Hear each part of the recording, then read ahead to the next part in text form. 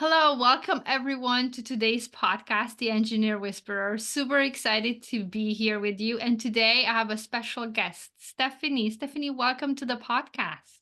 Awesome. Thank you so much for having me. I really appreciate it.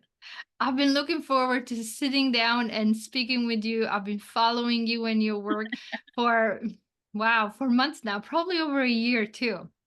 So I'm super honored to have you here. And as we start, please tell us a little bit about you. Sure. Well, again, thanks for having me. I'm Stephanie Thompson. I'm an engineering manager. I work for General Motors of Canada. I've had that job for just over 23 years now. So it's a good chunk of time I've been in that role, or at least subsequent ones as I've moved up in the organization. But I also have another hat that I like to wear, which is kind of in my passion space. About 5 years ago now, I created a social enterprise called STEM by Steph, where I appeal to the greater community of women and run workshops that allow women to participate in STEM-based activities. And so it's kind of the combination of both headspaces, working in the corporate world of creating engineering projects for my teams, as well as working in the community to try to produce opportunities for women of all generations to access STEM. That I guess I'm going to be talking to you from now from that set of experiences. Yes, yes. I wanted to hear the story behind it. So tell us more. Maybe start. What was the mindset that you had that inspired you to start this passion, this movement, this extra work, as some people might say, but definitely one that brings so much passion and benefits to others. Well, I think like many, I mean, I got into volunteering pretty early in my career. One of our directors of engineering, it was a big passion set for him to volunteer and give back to the community, specifically to an organization called First Robotics. Oh, And from that organization, getting to work with young people, but also to create, teams of engineers and technicians and parents kind of working together towards a goal. I really got a love for giving back to the community. And so, I did that for about 10 years and, kind of felt good about the holistic approach at which we took in introducing STEM to young people. So you're always seeking as an engineer, what better can you do? How much more can you do? Where are the gaps? What are the deficiencies, and what can you continue to work on in terms of problem solving? And I realized I really enjoyed that problem solving of people and putting people into places. And so when I looked at some of the statistics, and I had a really great, there's a graphic produced by Honoree, the Ontario Network of Engineers, of Women in Engineering. And it was looked at that pipeline, and it's pretty iconic. Everybody thinks about this STEM pipeline you hear about, where people are kind of falling off of these tracks. And I started thinking about these women, and in high school they talk about how it's about 80%, 20% after grade 10. Women start dropping STEM subjects, and how that can have detrimental effects, whether it's university or grad school or professional engineering. I kept wondering where those women went, like why did they leave the pipeline, and in what way could I help impact that? And so the social enterprise was really created with the mindset of saying that there's lots of women in my community, in my friend group, who why and understand if they had an affinity for STEM, why they left, or maybe they just never were encouraged to. Maybe they had a bad guidance counselor or teachers that didn't structure or believe in them.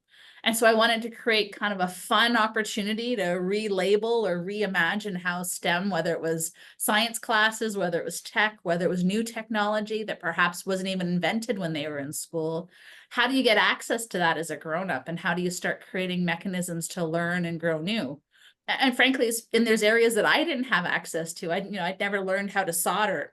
Wasn't something that came up in any of my classes. And so as a grown-up, as a woman, how do you access information and training mechanisms to teach and learn and grow, and perhaps do it in a fun way that isn't just like a job, right? So I wanted yes. to create a workshop series that appealed and that allowed us to connect women across all sorts of mechanisms, of genres, of things that they might be interested in, and do it in a fun way that created moments in time that were very positive.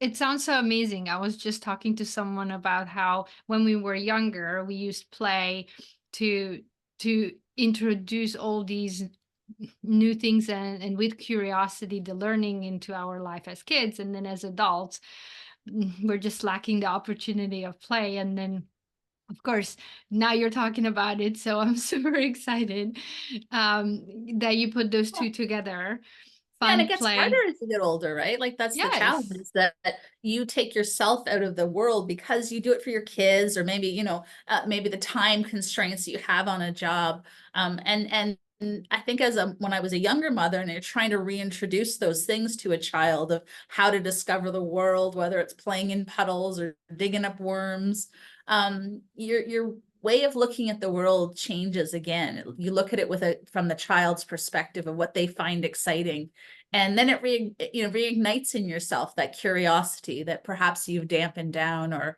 had lost track of, or frankly got too busy to pay attention to. So tell me more about, how do you select maybe the classes? How do you connect women, the community members, to find it? I'm so curious about the mindset behind the design and the creative mindset, as you put these opportunities, create these opportunities for others. Yeah, I mean, really holistically, I mean, I have over the years, just you meet a great bunch of women, and when you find somebody that you want to work with or collaborate with or connect with, you find that there's lots of women who are in these spaces, and technology has created this world where they're so accessible, and so you can reach out to them. So I started my very first year, I said I was going to do like 5 workshops in 5 weeks, and I'm not really sure how that happened, other than I found 5 really amazing women that I really wanted to put these projects on. One was a robotics program, so I always wondered why I'd never thought of that before, when I had volunteered for so many times in that space. And so we created a mini simulation of a robotic workshop where the women get to create end effectors to play a game. And it was just a night of real enjoyment, just fun overall. I went for space sciences. We looked at chemistry. We looked at environmental sciences. We looked at mechanical. So kind of bridging some of the bigger categories within, let's say the science or engineering spaces, and finding women who loved what they did, who were in that space, who did jobs and were fully occupied, because really they were my resource. I could learn from them. I'm not an expert in all of those fields, but yet connecting the women who I know in my social sphere, in the community that I lived in. I focused it in Niagara, and really bringing all of those kind of pieces to the puzzle to allow women to connect to women in the kind of same way that it was like paint night for STEM, like it was a fun event. But I also wanted us to create something. I wanted us to take something home and maybe go brag to your kids about what you learned or made, right? In the Yes. same way of, why does kids get to have all the fun? If you Yes. have an electronic device that's sitting on your desk at work and somebody asks you about it and you made it, right? You feel a sense of pride that goes along with that creation. And so That's for me, true. the fundamental was about kind of a take home project that allowed us to kind of share an experience together, and to really feel that synergy around sharing STEM experiences in a positive way. You said something that caught my attention: bridging the gap, bridging the gaps. And that's something that I believe we all notice, that there are gaps, but few of us really take the time, and I think the resources to do something about it, to create this bridge. And that's one of the things that fascinates me about you, that you are creating these bridges. So tell me about your mindset around how you see gaps, and then how you create these, how you bridge them with others.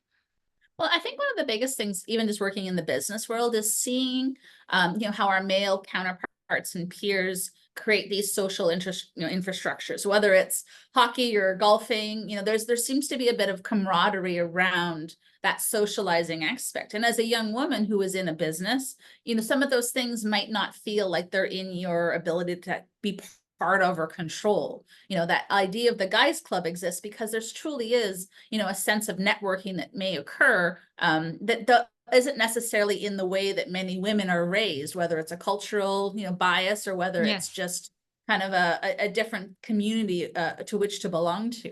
And then as you get a little older, and then socializing of, you have your children. And so sometimes the socializing structures are around women connecting with women based on what their children's hobbies are like, right? So I see all these little pieces of a puzzle. And then you take away the fact that there's not very many women who have female mentors, female leaders, female bosses, female sponsors. That's where I see the gap being, because it's very, very hard to make change happen without having some of those pieces in all these puzzles. And so what do you do if you feel you're in a gap state, or if you're in a position where you can't change those things? Like, the question is, how or what do you do? And so for me, it was creating these workshop series. It was a way to connect women in a way that wasn't of what we would traditionally call the way women socialize. We weren't connecting over shopping or spas, or, some of the social things that we see in the media of ways to connect to other women. I wanted women to have serious conversations, or really insightful conversations around their passion projects around STEM. To get two women to debate over what the best end effector is on a robot, or how to solve global warming, or, how do we have those conversations when we don't have the patterns with which to make them occur. It's not naturally occurring. You may not see it in your job, or in your friend set, or in the communities that you already belong to. So I wanted to create these groups that allowed somebody who likes that particular topic. And not every participant I had went to every workshop. I'm up to like 16 workshops now of most variety of topics. And so the fact that some people connect or resonate with one subject, maybe it's environmental science, but don't connect to electronics, that's okay too, right? Yes. Because the journey and the exploration of a topic, that's really important to me. And some people are connecting to ones that maybe they just didn't have access to. Maybe they never had an electronics class when they were in high school, or an auto shop, or something that wasn't for women or wasn't supported.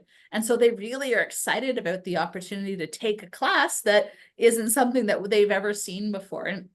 And frankly, that's why I love it. I make classes for myself that I never had a chance to do or to explore. Because even as an engineer, you realize you've kind of followed a set pattern of, what courses you had to take at university, maybe the stuff that was involved your job. So your kind of Venn diagram of what you were exposed to isn't always open door. You may follow a certain curriculum because of the nature of where you went to school, or who you've bumped into, and what job you had. So how do you break those barriers down? How do you look and know what your gaps are to start with? What don't you know? And then how do you figure out a method to address them? But it has to be in a way that fits into your lifestyle. You're not going to quit your job and go back to school necessarily. So they have to be bite-sized chunks. And then we also have to have fun, because we don't all want more jobs or work to do. We kind of beat ourselves up for inadequacies as women, as parent as we already are. So I really wanted it to be a place where women could gather and kind of create a STEM community around which they could structure and support themselves and their passion projects. Stephanie, I'm so curious to ask, did you have this support system, these strong women or women role models when you were growing up, where you have experienced what it's to have fun and have curiosity towards the world that is, as you said, outside the boundaries that our societies put on us females? Or was this so did you have someone, or some women, or was the opposite, that you didn't have them? I'd say I had very strong women role models. I like to say my family's kind of matriarchal in nature. I had a very strong mother who was very supportive of everything I did. It was the feeling that I could jump and didn't have to worry, because she would always be there to catch me, right? So I always felt that that was the right combination for me. It allowed me to kind of explore and take kind of those concentrated risks without worrying about it. But I think back on her life, and I think back on the women that came before her. So, my mom grew up in an era where she was, she graduated from high school. She started going into university, and her parent didn't support her. And so she took like 1 year of science and then kind of had to drop out for financial reasons. That school of hard knocks, do it yourself and work hard. So, looking back at the time, it was a different era. But when she dropped out, met my dad, started having kids, got a job, but when she got pregnant, it wasn't illegal to fire women for having pregnancy leaves.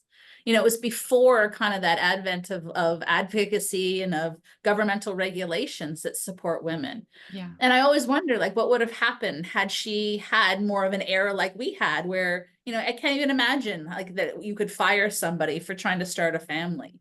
And I think about like her mother and the generation before him. I have women that come to my workshops who are like in their 70s and 80s. And they always remark that when they were in school, the only real careers they had available to them were to be a teacher or a nurse. So no matter what their affinity for STEM was, those were very limited, STEM spaces that they could think about, having career spaces. And then the generation before that, really, there wasn't even women in the workforce. Frankly, we were just talking about October 18th is the anniversary of the when women were declared people in Canada, right? So like 100 years ago, when my grandmother was growing up, she wasn't available to be a person, let alone be, a career woman, until she was 29 years old. So, I think about that, being a 29-year-old person and not being like legally defined as a person in Canada. So, all of these, these barriers to entry, they've been there, they get better over time. And I frankly, when I feel like, feels like there's a lot of pressure, right? There's a lot of pressure to solve this problem. And whenever I kind of start to feel like maybe, am I doing enough? Do I have enough resources? And, Yes. am I focusing on the right issue? There's a local woman, her name is Elizabeth Zimmerman. She runs our uh, um, local YMCA. And so I told her the story about kind of feeling disgruntled one day. And she says to me, Stephanie, when I was a young woman, women couldn't be bus drivers.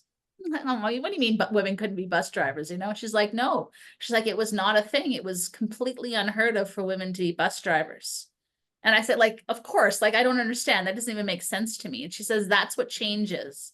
She's like, your generation, for you, it will never seem strange that a woman is a bus driver. You've probably never even questioned it. Yes. And so whether it's a doctor, an engineer, that next generation, my daughter has grown up now with me as an engineer. And so for her, she'll never question whether or not a woman could be an engineer or a scientist or whatever topic it is. Yes. And so that change happens over time, and it's on the backs of the women who support us. So we know that there's going to be unique challenges for the women who face in industry and in job career markets with the changing global economies. But the peer support, the mentorship, the motivation doesn't necessarily have to come from the places you think it's going to come. Whether it's a mother or grandmother, whether it's people in STEM, whether it's just women who want to support other women through a YWCA or through other agencies that are just attacking, holistically the problem of supporting women in society. Yes. There's so many great solutions out there. And I think if we continue to support each other and create those networks that are stronger and stronger, then even though the challenges might be different, they're moving us forward and they're moving us in the right direction. And I think we can all feel proud of the work that we're doing in those spaces.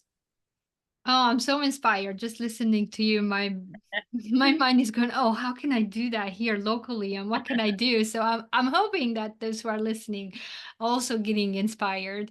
And along that note, yes, we can think about it, who am I? Who am I to do it? So as women, we can think, well, who am I? Just one person. How can I make a difference? But then I invited you here exactly to bust that myth that you just start. One person can start a fire and can make a big fire. You just have to start. So you're already role modeling that. And then the other one is one person can create a network. And again, I encourage you, if you have ideas, start building that.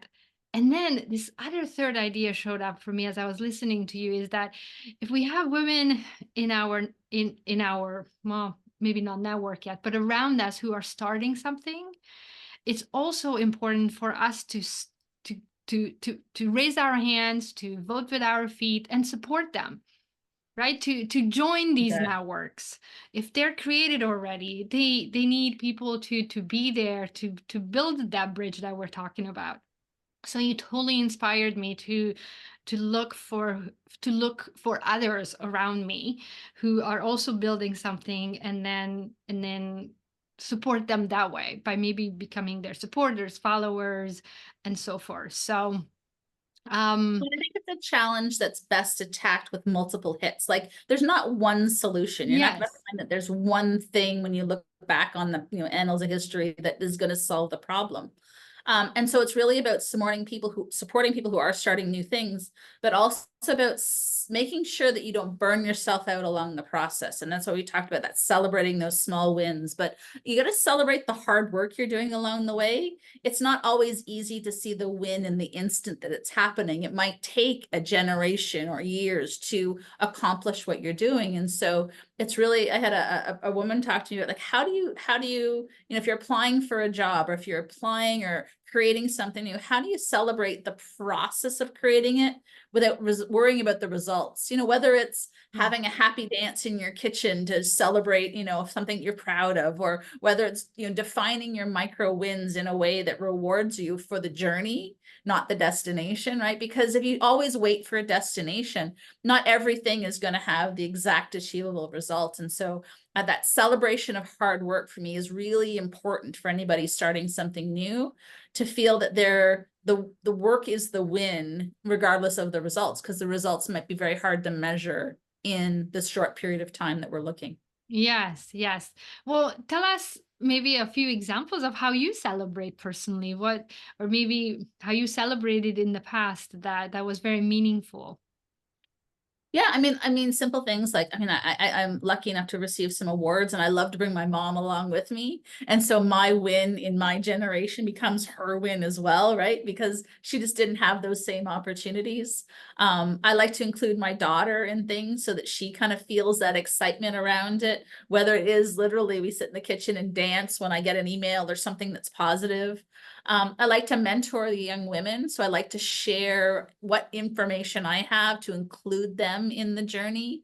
So to me, it's about surrounding myself with people of all age groups, and realizing that not everybody knows how to get from A to B.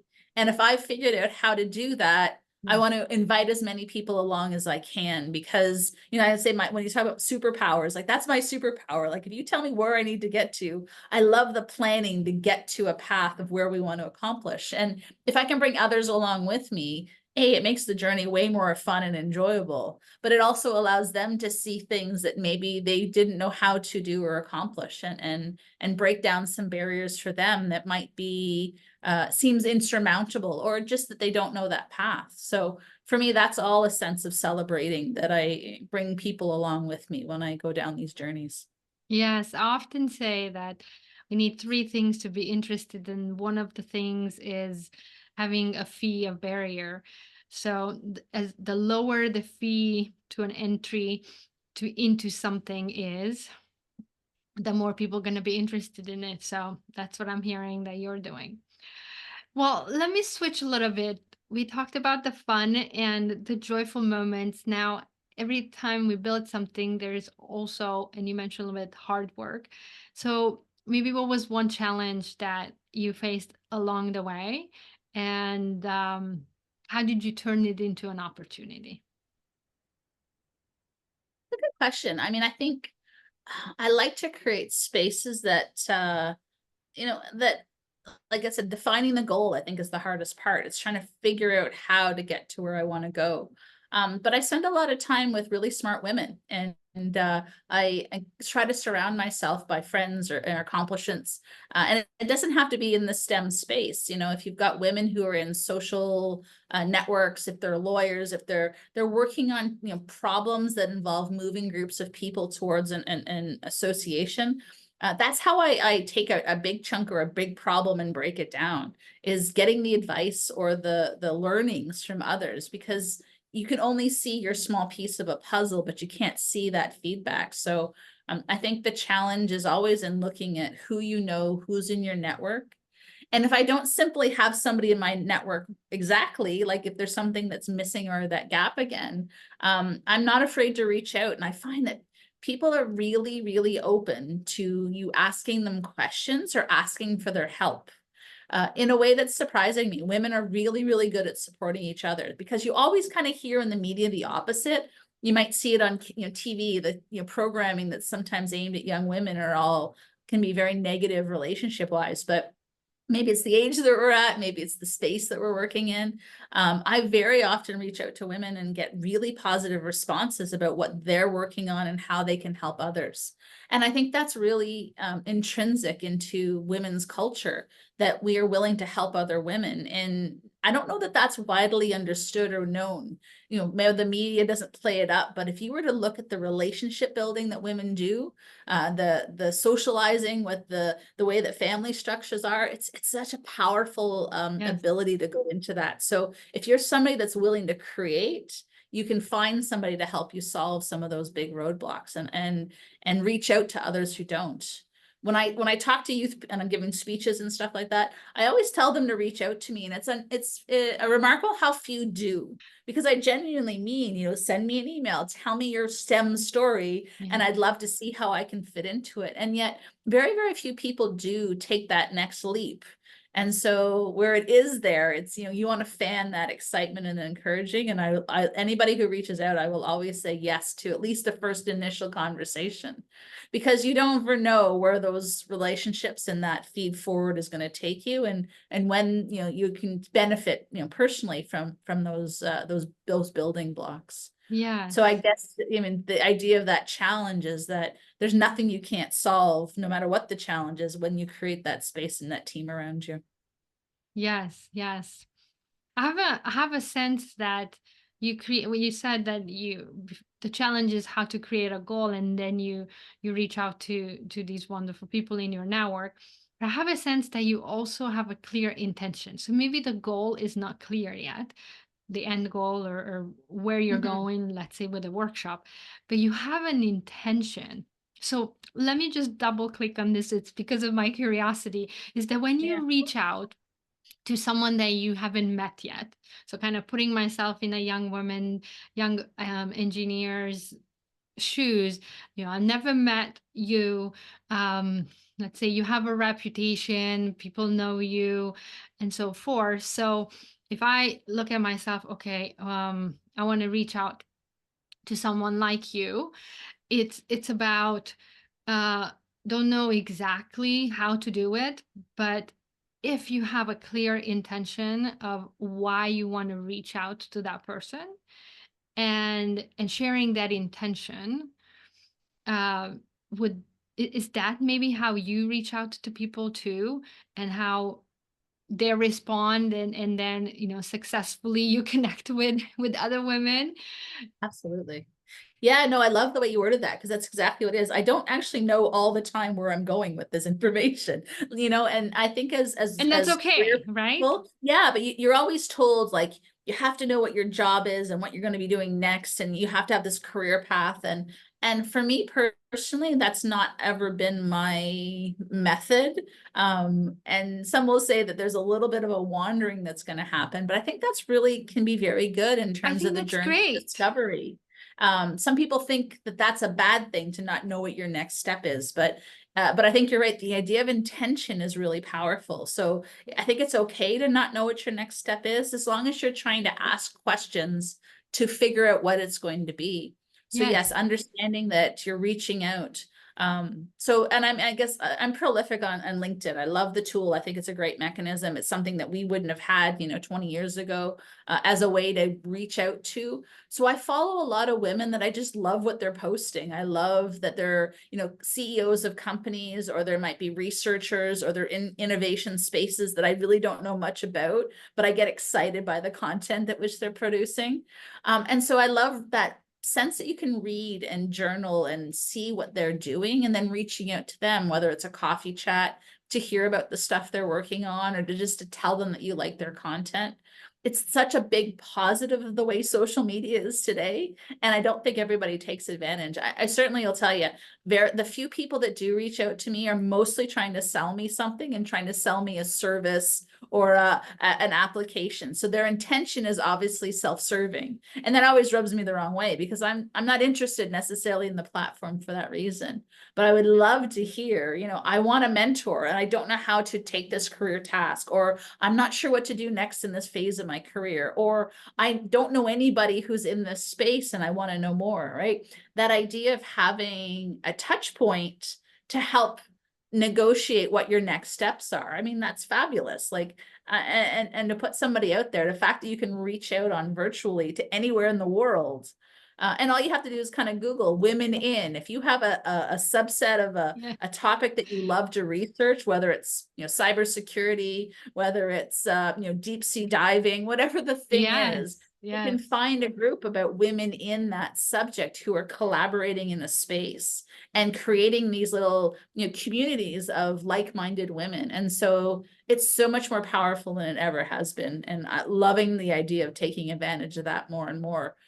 Finding out your intent and then brainstorming what you can do with that once you got some synergies. The minute I met you, I'm like, I know we want to work together, right? Like, I get excited by the passion that you bring to your topic. And so surrounding yourself by women who are trying to create spaces that are positive. That's the way you can solve any problem. It really is. Yes, and I second that, and I want to highlight it with the marker and just repeat it again for everyone who's listening, especially young women. You don't have to know exactly why you're reaching out and what do you want from that person.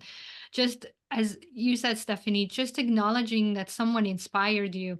They said something, you read something that inspired you, and maybe you took a small action in your life because of that inspiration, and then you giving that feedback to someone. It's exceptionally uh heartwarming. It's something that we all want to hear, that we made a difference in someone's life. So yes, I encourage all of you who thought about, oh, I this person inspired me, I just want to say hi and maybe ask them one question. Please do it. Please pick up the phone, or write the email, or write that LinkedIn message.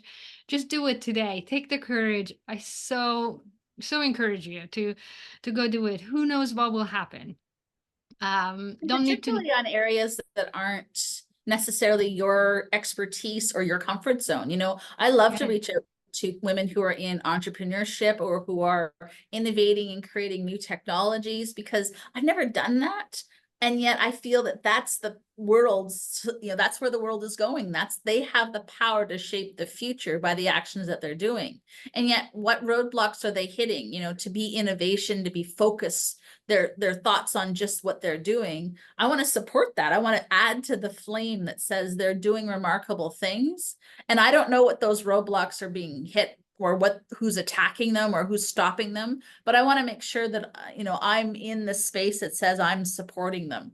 And hopefully that offsets whatever stuff they're going through in their lives. So really look for the women who are doing stuff that you've never heard of before. If you didn't know an engineer CEO who's launching a company, and, I think, oh my goodness, I don't know how they're doing that. For everyone that, somebody is looking and watching what you're doing and being inspired, that they're like, I don't know how you have the energy to do that. And so I feel that about women. Some people may feel that about me, but really, I mean, if we all create this world where we're supporting each other, then we can try to offset some of the negativity that exists there, and perhaps give everybody the energy to go on a little bit further, break the barrier, so that the next generation has that next level of inspiration. I love to say, I talk to young women who are in their 20s, because, as a mom, I know my daughter's never going to listen to me, right? She's going to, obviously override the programming I'm trying to instill in her.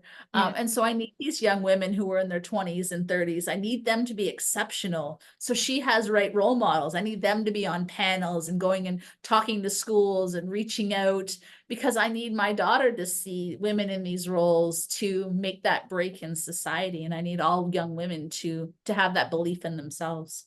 Oh, I love that. I love that mindset, Stephanie. I was talking to one of my podcast guests, a female engineer, and she said something similar, that I want to break all the barriers for my daughter. So I was like, yes, yes, us knowing each other is who's doing what and where. It energizes. It's what you said. If I take fire, if I am lit up and maybe you're not because you're low on energy, you just need to come close to you, and I light you up, and then you light the next one, just like, Yeah. it takes And one know that you don't match. have to always be on, like you don't always have to be Oh, solving the problem in every time. Like there is definitely not an easy answer to, pushing forward, acting at the highest levels. But then there's the burnout. So maybe you step back and maybe you take some time to get small again to recover. And that's okay too, right? We have to recognize that we can't always be pushing, because I think that is the side you only ever see necessarily what the women are doing, because it's where they're sharing and bragging and posting stuff. You don't see the opportunities where they are to come back and protect their mental health, because you want this to be a longevity of career. You want to have this energy to yes. keep going for as long as you have. Because if you burn out, then we lose you as a resource. If I stop doing what I'm doing and nobody else fills that space or that gap, then we've lost something. And so protecting ourselves is also really important. Knowing that no single person, no individual is going to solve the problem. It's about trying to maximize that energy level and trying to keep it going for as long as you can. I love that thought too. Yes. We go up and down. And I think also it's important, and what I'm hearing from you too, is the network is not just to be there to, yay, yay, go, go. Inspire, yeah, push, yeah. But also to have a network that you can just relax with, recharge with, who holds you up when you are down. I say it. That you can call those who you can maybe vent and complain for a minute, so that you get it out of your system, and and then they understand you, and they don't judge you, they don't um you know turn their back on you, but the opposite, they are there when you need them. Yeah, and recognizing that taking the time to take care of yourself is a really important part of the process, right? You can't always be just, what is it, you can't pour from an empty cup. I mean, that's always resonated with me, because it's the idea Yes. that you have to fill it sometimes in some ways, and Yes. being inherently selfish is a really good way of doing that. And I don't necessarily think I see a lot of young women. One of the negatives of the society I think we have is that there's a lot of young women who are early in their careers or universities who are starting to try to give back. And it's created this culture where they feel like they have to volunteer, where they have to be mentors or giving back. And in the early part of your career, it's probably the most fragile, where they're trying to establish their reputation. And I tell them to be very selfish. It's the only time in your life where you truly need to be feeding your own wishes, wants, demands, right? Be who you want to be. Leave the volunteering and the committees and the rest till later in your career, because truly, you need to focus on what you want and what you need to get good at what you're doing, whether it's building technical credentials, whether it's creating papers or taking advanced degrees. That space and that time in, like, say, your early 20s is most critical for you to be reflective of your own career and not worry so much about giving back to others. You and me maybe had to do both because there weren't any women ahead of us doing it. But now that there's a lot of women who are coming up these pipelines, we're starting to get healthier. I really want to see these young women really focus on what they want and what they need to be long-term engineers, to be really powerful in what they're able to accomplish, without sacrificing that to the needs of others. Oh, I second that too.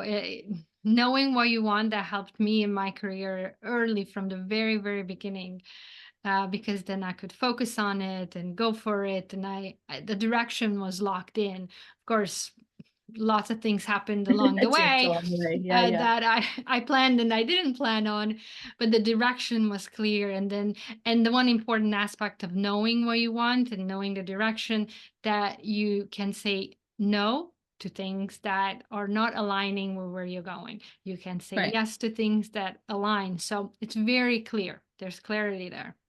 Very much so. Yeah. Intention is really important without Yes. actually knowing what you need, but and how it fits your value system, right? It's whether you have a religious intent or not. We all kind of feel what do we need to feel good about, going home at the end of the day or at the end of a year and what we've accomplished.